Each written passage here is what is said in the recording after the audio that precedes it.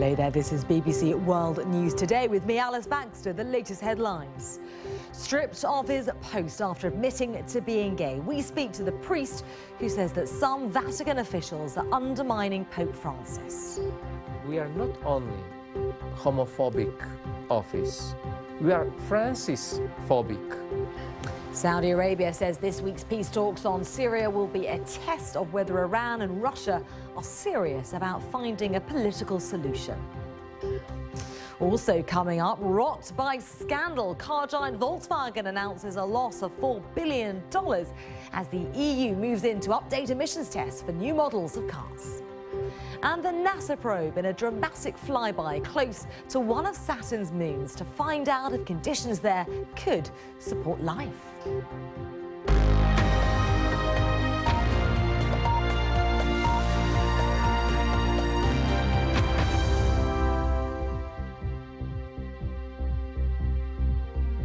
Hello there, very warm welcome to the programme. Now, the senior Vatican official who came out as gay on the eve of a crucial meeting on the family in Rome has told the BBC that his former colleagues at the Vatican department that upholds Catholic doctrine are trying to undermine Pope Francis and any softening of church doctrine on homosexuality.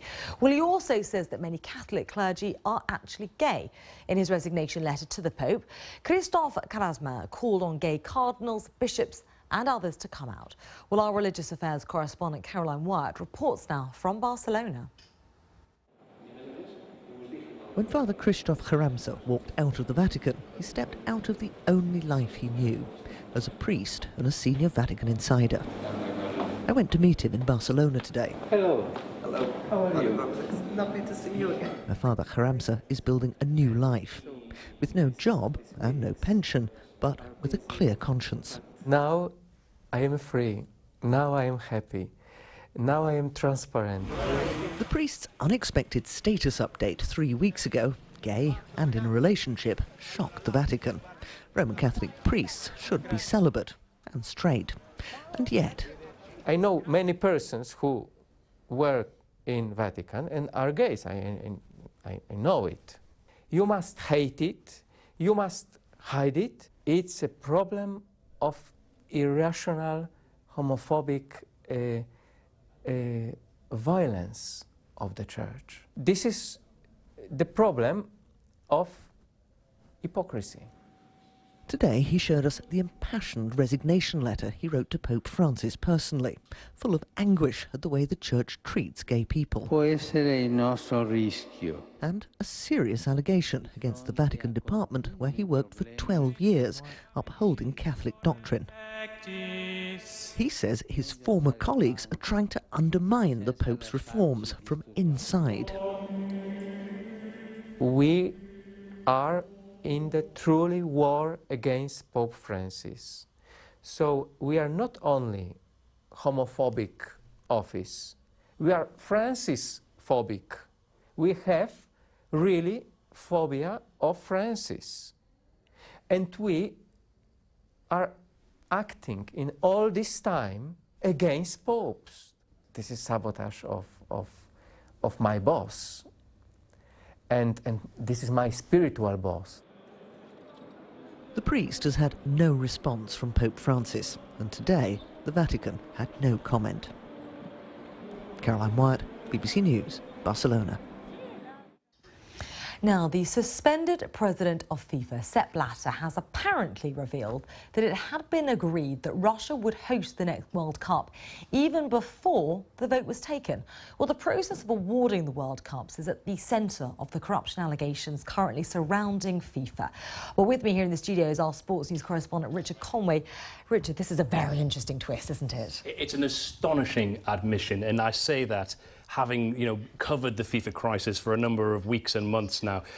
This is an admission by Sepp Blatter in this interview to TASS, the Russian state news agency, that an agreement was in place before the vote in December 2010. Of course, both World Cups, 2018 and 2022, were elected or voted on at the same time that year, on the same day. Sepp Blatter in this interview says that an agreement had been reached with the group. He doesn't quite explain what the group is, but we have to assume he means perhaps the executive committee of FIFA, that Russia would host 2018, and in his words, the USA would get the 2022 tournament. But not everything went to plan because, of course, Qatar in the Middle East, they eventually won 2022, and he laments that fact, saying Michel Platini had been influenced by the French government and had persuaded other Europeans to back Qatar's bid.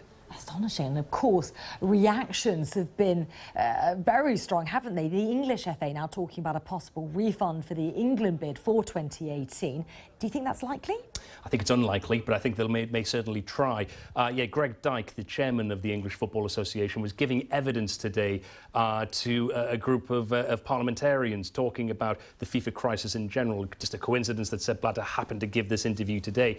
And he talked about how, in his view, he believed the process had been corrupted, that perhaps, if these words were correct, it showed that it was rigged, that the game was rigged beforehand. And of course, for all the bidders, for the 2018 and 2022, that will be very serious news. There will be perhaps further developments as they try to reclaim some of their money, and we'll talk about the integrity of that vote. So all of this really begs the question, why on earth did Sepp Blatter allegedly make these announcements to the Russian government news agency TASS? And also, did he say anything about his own record and the current allegations swirling around FIFA there? Well, there was a lot in this interview, but as to why he said this specifically about those World Cups and the voting process, I think only he will know. However, we have to remember this. Sepp Blatter is a man who is facing a criminal inquiry in Switzerland over another corruption allegation that involves him and Michel Platini, the head of European football. He is facing a very lengthy ban from football for life because he's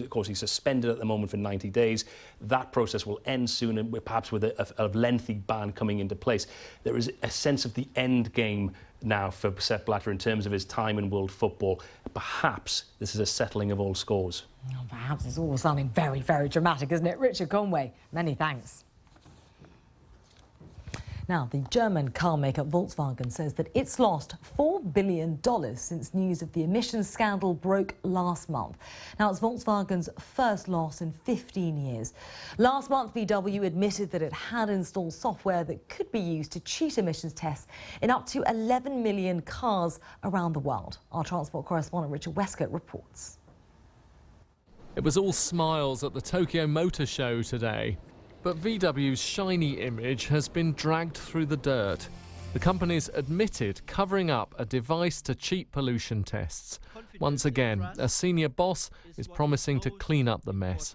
We will come up with good technical solutions for the affected diesel engines. We will uncover and disclose the full truth of what happened, and we will make sure that something like this never happens again. We got an early hint at the damage to the company today. VW posted its first quarterly loss in 15 years. Between July and September, it lost £2.5 billion because they had to set aside nearly £5 billion just to pay for the crisis. But the final cost could be much, much higher. Estimates put it between 20 and 60 billion pounds once you add in the lawsuits, compensation and the possibility they'll have to cut prices to attract new buyers. We don't know how far the brand damage to Volkswagen will actually go. I expect that they will have to start discounting their products in certain parts of the world, particularly in the United States, to win back customers. That, of course, will affect their revenues and therefore their ability in the future to invest. For all the talk of big business, this now comes down to whether ordinary people will still want to buy VW's cars. How much damage has this done to their reputation? What is the first thing people think of when they see this badge? Carbon emissions. Emissions? Probably emissions. Scandal. Untrustworthy. A nice car. Being really illegal about their diesel emissions. My brother just actually bought one and is considering selling it straight away. Tonight, EU countries have agreed new, tighter limits to test car emissions in the future. VW says it'll start fixing millions of cars next year, although its engineers still haven't worked out the best way to do it. Richard Westcott, BBC News. Now for a look at some of the day's other news, and the German Interior Minister has appealed to young Afghan asylum seekers to stay at home and rebuild their country. With the influx of migrants continuing unabated, Thomas de Maizière said that it was unacceptable that Afghans formed the second largest group after Syrians seeking asylum. He said they would not automatically be allowed to stay in Germany. Mr. Maizière also accused Austria of driving refugees to the German border after dark. While staying in the region, Austria and Slovenia say that they're considering building fences on their southern borders to help to control the flow of thousands of migrants and refugees. Both countries have seen tens of thousands of people pass through them on their way to Germany and Scandinavia. The Austrian Interior Minister said that her government's plans for a fence on the Slovenian border was about ensuring an orderly process, not about closing the frontier. A US police officer has been fired after a video showing him throwing a female student across a classroom was widely shared on the internet. Senior Deputy Ben Fields was a school resource officer at the school in South Carolina. The incident occurred at the Spring Valley High School in Columbia. Well, witnesses said that when the unarmed African-American student refused to put away her mobile phone and then refused to leave the classroom, that's when the incident happened. Now, for the first time, Iran will attend talks with the US aimed at trying to find a political solution to the war in Syria. Iranian Foreign Minister Mohammad Javad Zarif will attend a summit in Vienna on Friday, where Russia, Saudi Arabia and Turkey will also be present, among others. Well, our Washington correspondent Kim Ghattas joins us live now. Kim, why do you think the US extended the invitation to the Iranians at this point? I think the American administration has come to the realization that there is no way forward with a political solution in Syria without bringing all the parties to the table. And Iran is certainly a party to that conflict. It has top officers on the ground. It is a main backer and ally of President Assad. One of the sticking points in trying to get there over the last couple of years hasn't been so much the opposition of the American administration to Iran's participation, but really of Saudi Arabia's opposition to bringing Iran to the table. And I think that when we've seen that Americans and Iranians have negotiated a nuclear deal and crossed that Rubicon of being at the same table together, the biggest achievement or the bigger feat at this point is getting the Iranians and the Saudis to the same table for those talks in Vienna. That's the real turning point, I would say. And the Saudis have made very clear that for them, it is a test of Iran and Russia's seriousness in their efforts to try to find a political solution. Yeah, so many players in this conflict, aren't there? Of course, another key sticking point, looking forward, of course, Russia and Iran have insisted that Mr. Assad should be part of any transition government and that the Syrian people must be allowed to decide who governs them. But the US has indicated that it could only tolerate President Assad for a very short period of time in any sort of transitional phase. Yes, that's really the crux of the problem. What happens to President Assad? And it's important to point out that those talks in Vienna include a lot of regional players. You'll have some of Syria's neighbors as well, like Lebanon and Jordan. But it won't include the Syrians themselves. Neither representatives of the government nor representatives of the opposition or the rebels will be at the table. And so we'll have to see, what happens after that first meeting. It will require a lot more to find that elusive solution in Syria. Kim, for now, many thanks. Kim Ghattas there for us live in Washington. Well, as we just heard, Saudi Arabia is another crucial participant in the Syria talks. Keeping Saudi Arabia on side is important to Western governments, of course, but there have been many times when this sits awkwardly with concerns about human rights in the kingdom. The most recent clash is between the UK and Saudi Arabia. Well, the British Foreign Secretary Philip Hammond has actually just arrived in the country to smooth relations after the Saudi ambassador to Britain warned that there could be serious repercussions from what he called an alarming change in London's attitude to Saudi Arabia. Well, his comments came after the cancellation of a consultancy for Saudi prisons and pressure in the UK media over the case of a British citizen imprisoned in the kingdom. From Riyadh, our chief international correspondent, Lise Doucette, reports. stand-up meetings. At the Saudi Investment Agency, they want to tell the success stories. About Saudi Arabia and so this is your marketing film for... This could be one, or you can have a PowerPoint presentation.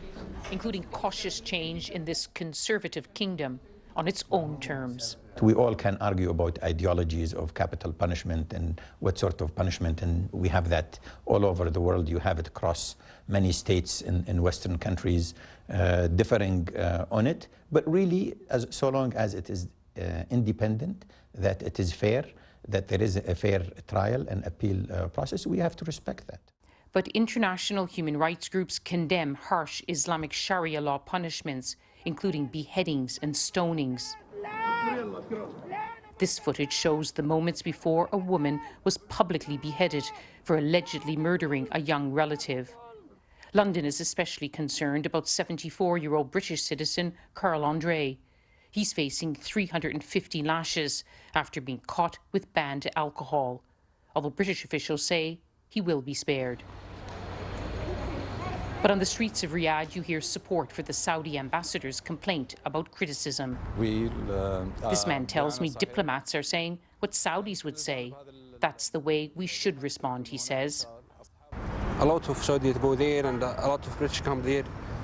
And I think everyone, when you respect others, the others will respect you.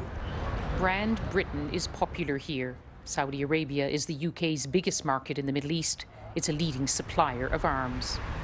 Back in the UK, there's been intense debate within the government over whether human rights concerns should trump contracts. British officials say they always raise human rights issues in private. But this new tension comes at a time when Saudi Arabia is playing a leading role in trying to resolve regional crises, including a new push to end the war in Syria. So a strong relationship with Riyadh is seen as more crucial than ever. And the Saudis know that. Lise Doucette, BBC News, Riyadh. Now, 4 million people in the world's newest nation are at risk of famine. The warning over the immediate future of South Sudan comes from the United Nations, who's calling on all sides in the country's civil war to grant unrestricted access to aid agencies as they try to prevent the deaths of many children. Yelda Hakim reports. Grass, however you cook it, is not a meal. But it's all Regina and her 6 children have to eat.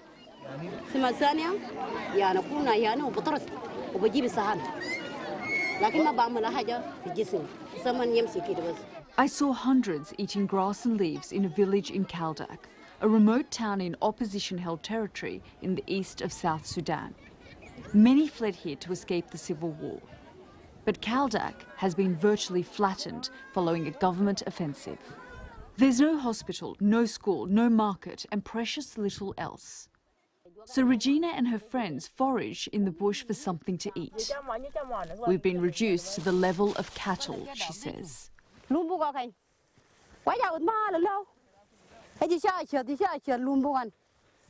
There's very little or no nutritional value in this grass and these leaves.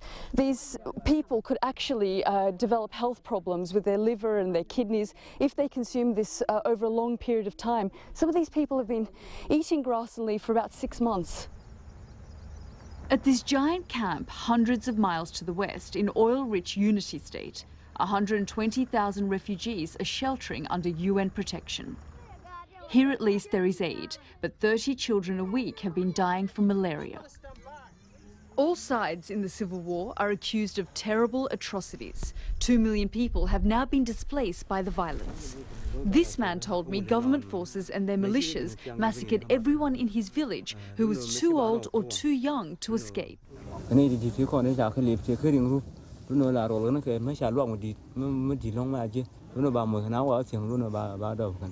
The government denies its troops have committed any crimes. A tentative ceasefire between President Salva Kiir and his rivals means some aid is at least getting to remote areas.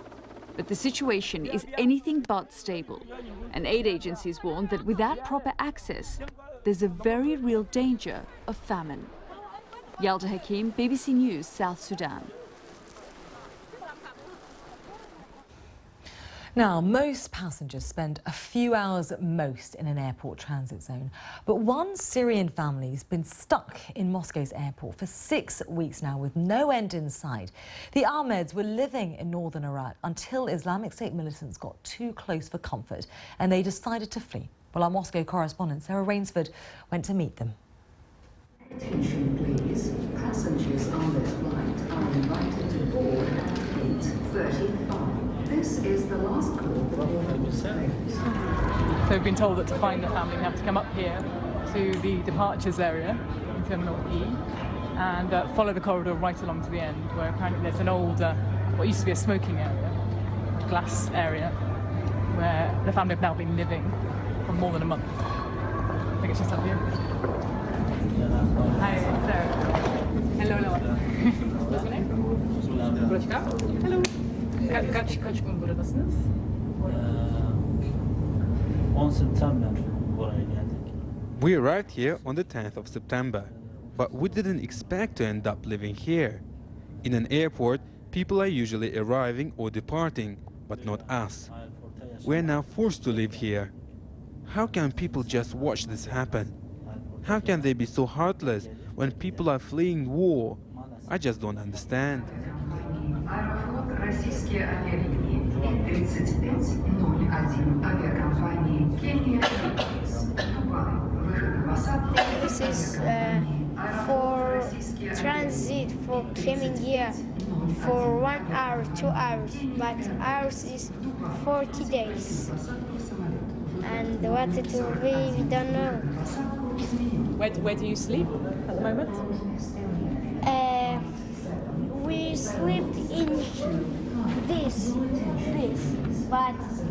but it was teared.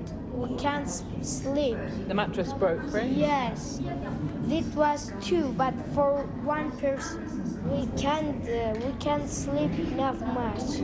Sometimes we are cold. It's very cold. This battery is 10. The radiator. It's 10 days didn't work.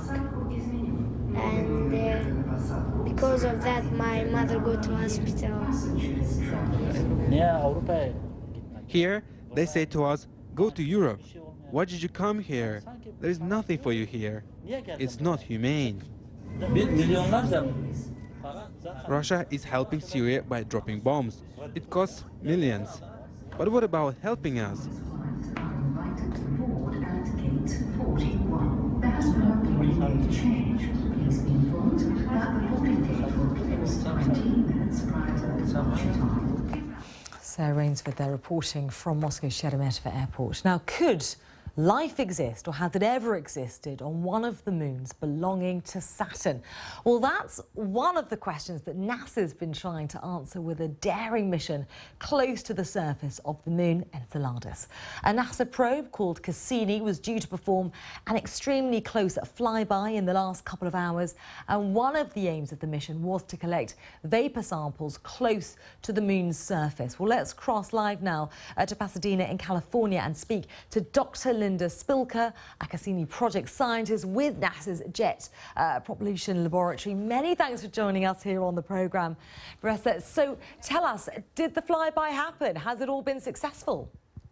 Yes, the flyby happened about 4 hours ago, and in about another 4 hours we'll get a signal from Cassini. Cassini will phone home and start sending back its data. We're excited about that.